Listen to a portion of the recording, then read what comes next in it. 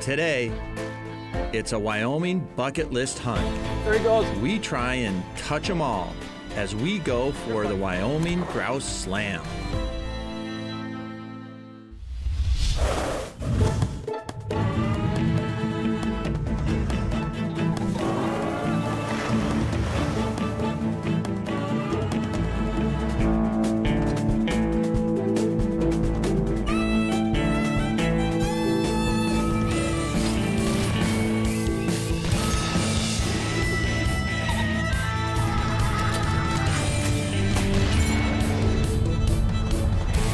The Flush, presented by Federal Premium Ammunition and Pheasants Forever. Bucket list. We have all heard the term and probably use it to describe something we have seen or done. Bucket list is defined as a number of experiences or achievements There he goes. that a person hopes to have accomplished during their lifetime. Or more specifically, Scott! list of things to do before you die or kick the bucket. For me, after hitting my mid-50s, those bucket list items take on a little bit more importance. Item number 3 on my bucket list, the Wyoming Grouse Slam. The Grand Slam of grouse, at least in Wyoming, is the Sharp-tailed grouse, which is our most numerous in northeastern Wyoming. The Blue Grouse, which is fairly numerous in the mountains. The Ruffed Grouse, and the very elusive, close to endangered sage grouse. The difficulty with the sage grouse, this side of the mountain only has 3 days of the season.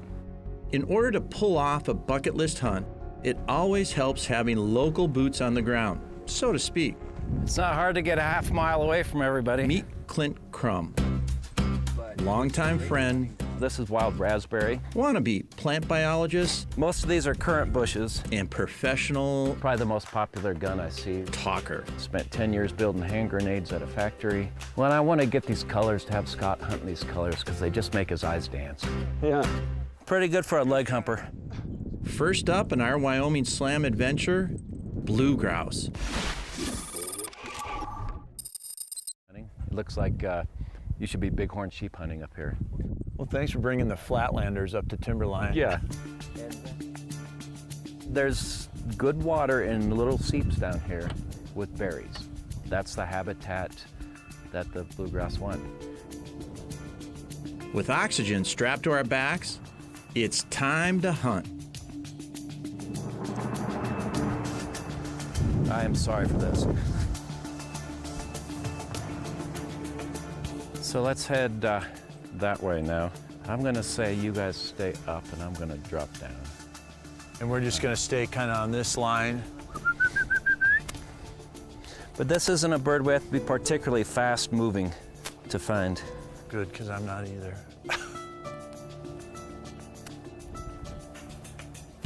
Once you get through these trees here, Scott, Yep. there's kind of a marsh.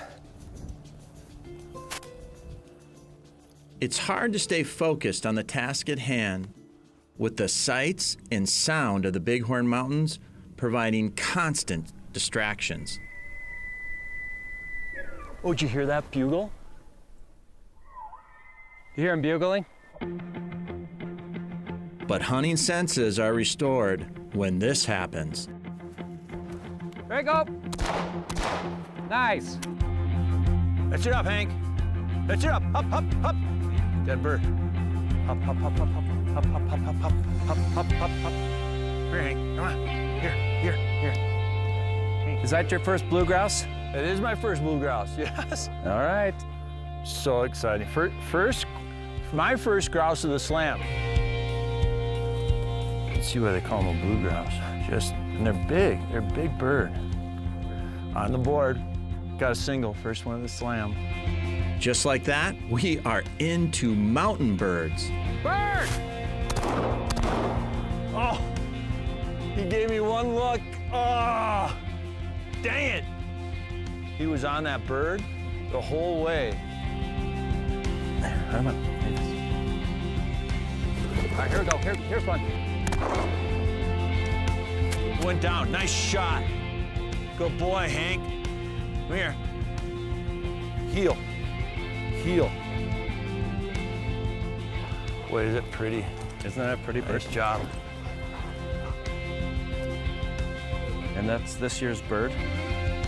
It's not for the faint of heart to try to get this Grand Slam. It isn't. Yeah, you work your butt off. And you just come up here for special treats and touch it once and Thank you leave for it the be. special treat. That is a special treat. Hunting blue grouse in the Bighorn Mountains is a special treat. If you are lucky enough to experience this country, touch it lightly, leave it as you found it, and soak in every minute you have in this stunning public land. The Flush is brought to you by Federal Premium Ammunition, North Dakota Tourism, Walton's, Benelli, Ruffland Performance Kennels, and by Nutrisource.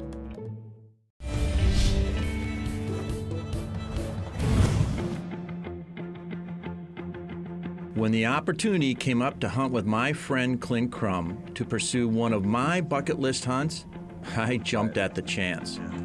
Hunting a new state and for 4 different grouse species was something I couldn't pass up. First leg of the slam was blue grouse. Bird! Our second leg of the slam was a chance to reconnect with an old friend, the Ruffed Grouse, and chase him in a setting that really defies description. We'll probably do the same thing. I'll take the high side, Okay. so I don't want to lose them Over the top. over the top. What we're looking to key in on are currant bushes, but they're low bush currant. They're about this tall, and hopefully in the morning, they're down there feeding. But in this bigger country, really watch the terrain. Yeah, They're okay. trying to get out of sight quickly, Yeah. so really look for those escape routes and just don't walk into a tree. Not sure I have ever been told not to walk into a tree before. I'll have to keep that one in mind.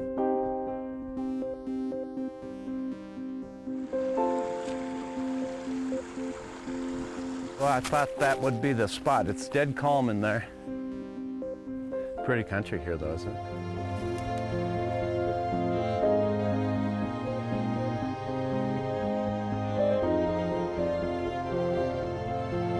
How high up are we going? Well, we'll just kind of follow these covers. Okay. You should be able to see me the rest of the way. Yeah, that's what you said before.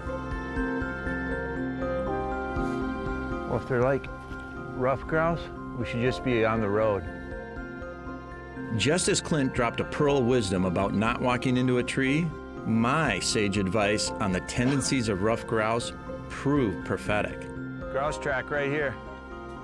Right off the road, What Eric. were you saying? Yeah. it landed up in the tree right in here, didn't it? Well, I didn't see it go through. After an hour and a half of going up and down the mountain, we finally have a bird pinned All right, down. mate. Find a bird. And the second leg of the slam Yeah. is about to be checked off. Whoa. There he goes. Oh, my second barrel won't go. He was up in the tree up there. Crap. I'm sorry. Yeah, the bird flashed 20 yards this way, flew right to me. And boom, missed. He'd go forever. Nice roughy. Crap. Don't beat yourself up, Clint. The king often leaves us hunters muttering to ourselves. There it goes. Shoot. This leg of the slam is going to be postponed due to poor shooting. Crap. I'm sorry. It will be rescheduled shortly when we try for our third grouse species. Grouse!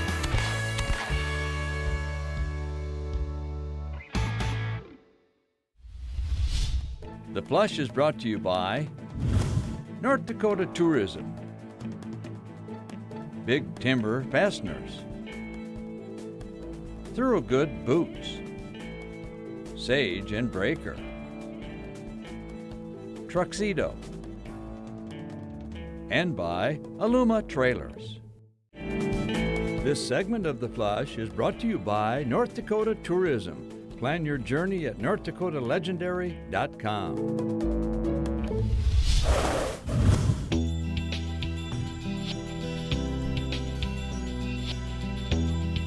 On our quest for the Wyoming Grouse Slam, we are currently batting 1 for 2. Nice. Or, for you math whizzes, 50%. Crap, I'm sorry. In our first day and a half of hunting, we have put on close to 20 miles of walking at altitudes of 6,500 feet and higher. Even though there were times I needed to stop and catch my breath, I may have taken a little longer than necessary, appreciating the country we were hunting in.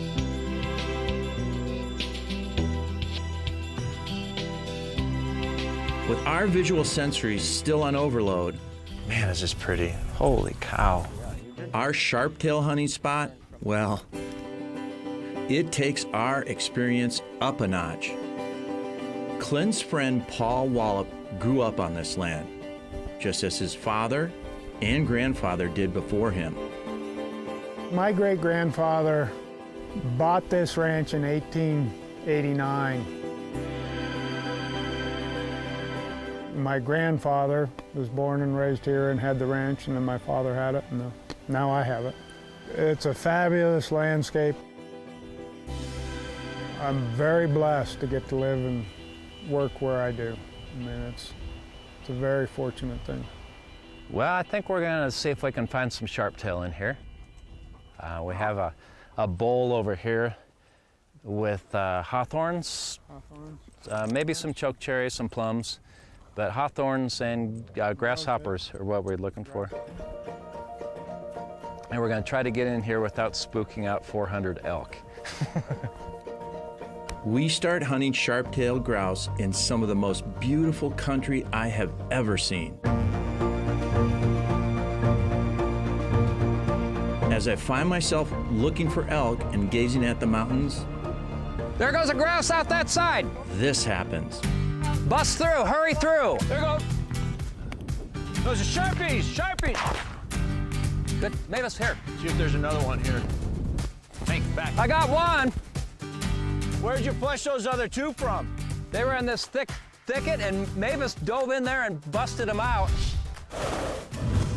Mavis is an up-and-comer, probably the most athletic dog I've ever had, very trainable, and just loves to please. She competed at state this year in 4-H for agility, so my kids can use her for that, and then I can take her out hunting too. With scent on the ground and birds in the air, Mavis and the other dogs kick it into overdrive. Grouse! And we enter Sharptail Shangri-La. Got one down. Is that you, Scott? Yeah, I got that. Finally on the third shot.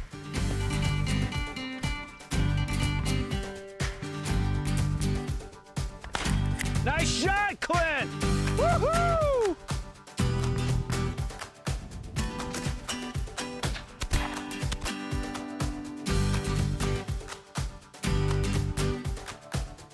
It's worth the walk. No one can say that we didn't earn our birds this trip, Aaron, right? No, grouse pulp! Probably be Sharptail grouse, I would say would probably be my favorite. I like their habitat. I like the sounds they make when they fly, their ability to evade predators, and they're just a really crafty bird. I really admire them. Grouse will go all sorts of different directions, barrel roll on you. It's never a straight flight. And they can be very frustrating. You can walk for miles and miles, and what people always say is you find them where you find them. Scott! Whoa! That way. After burning a little leather, Clint, oh boy, did we find them. I have 3. And 1, 2, One more high neck. 6. Baker's dozen. A guide's dozen. The guide's dozen. Yeah.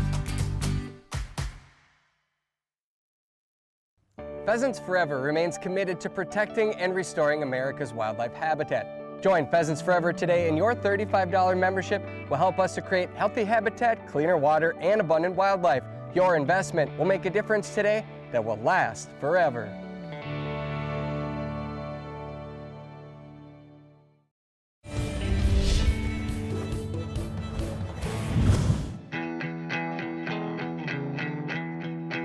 We are in our final inning in our attempt to achieve a Wyoming Grouse Slam. We have had opportunities at 3 different species of grouse, with 2 different species finding their way into our game bag. 2 grouse species to go, last day of hunting, The Grand Slam. piece of cake, The white whale. right, Clint? I have successfully done it 3 times. Out of, this would now be the 7th attempt. Okay. But sage grouse aren't really as tricky as you make it sound, right? The sage grouse is like the white whale, so I don't know if they really even exist. So To find sage grouse is not easy. It's something I used to do. I haven't done it for a few years. Brimming with confidence, we start our search for the white whale. What do you think about just a 20-minute walk? Wait, 20 minutes to find the white whale? And we'll do a quick 20-minute loop through here, but it's good-looking country. Yeah, I'm game. Enough said. Let's hunt. So I'm just looking with maybe this ridge down and come back on that ridge. Okay. Sage grouse scat. It's all over in here. It looks like there's quite a few here. It's old, but that's a good sign. Been here sometime. If there are any birds around, Paul's 5-year-old English cocker, Rose, will be sure to find them. I've always described them as having the craziest chemistry because they're 80% go and 80% love and snuggle. The math is bad, but they're way overloaded on both their go at hunting, but when you get them at home, they just want to snuggle and love with you. They're the greatest little house dog ever. I mean, I just love them. As it seems to happen with most bird hunts, 20 minutes turns into an hour and a half What? without a sage grouse sighting. Dry country makes for thirsty dogs and hunters. We started down in the most arid. You're expecting to see lizards, maybe some tortoises walking through. That's the historic ground for sage grouse. With hours left in the sage grouse season, we call an audible and head up the mountain. So they'll come up into this higher country too, huh? You could see that it steps all the way up. That sage country just rides all the way up here. And they'll follow the sage, right? What I suspect is it's so dry down low, there's more moisture up here. Well, should I push right at that deadfall and then move off? Maybe, but I wouldn't get into the brush. I'd stay out in the sage Okay. and then get to that. So once I get to that Pine Island, skirt it to Right, the... and there's a grouse somewhere in there. As thoughts of a cold beer waiting for me at the truck crept into my mind, it happens.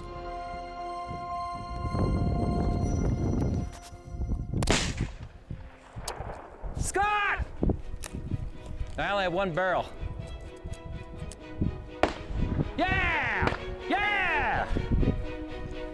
oh, Scott got a double on sage grouse. That's a once in a lifetime. It was like shot. It was like I was calling them to me. It's like they came right to me. It was unbelievable. That's pretty awesome, isn't it? Dead bird. Here it is. Got it. Boy, they're big birds. Yeah, 2 shots, Aaron, 2 birds. In the biz, we call that going to doubling. For Scott Fransen to pull out a double on sage grouse with 4 hours, 3 hours left in the season. It closed at sunset that day, and it was a wonderful thing to see. And Scott went to Dublin. And we got it. With the rush of harvesting my first 2 sage grouse ever still coursing through my veins, lightning strikes for a 3rd time in a matter of minutes. Nice shot. Nice job, Paul. Give. Give. A hunt that has provided many firsts provides one more. So is that your first sage grouse too? Really? Sweet. 4 generations that have shot this shotgun. That may be the first to have shot a sage grouse with it. Oh, that's awesome. It's a very special gun. It belonged to my great-grandfather. It's a Cogswell and Harrison 16 gauge London Bass side-by-side made in 1920. Thank you. Bucket list bird, Clint. Cheers. Yeah. Cheers, thank you. Great job. 2 firsts. 3 firsts. Aaron's never gotten a sage grouse either. Nice, Aaron. Way to go. And I nailed it. Yes, you did, Aaron. Carrying a camera up and down mountains to capture the Wyoming Slam, you got it all and deserve a big shout out. Even though we didn't hit the Slam, I did check off a bucket list hunt, and my memories of firsts will last forever. And as the rock icon and legendary bird hunter Meatloaf would say, don't be sad, because 3 out of 4 ain't bad. Pretty good for a leg humper. Or something like that.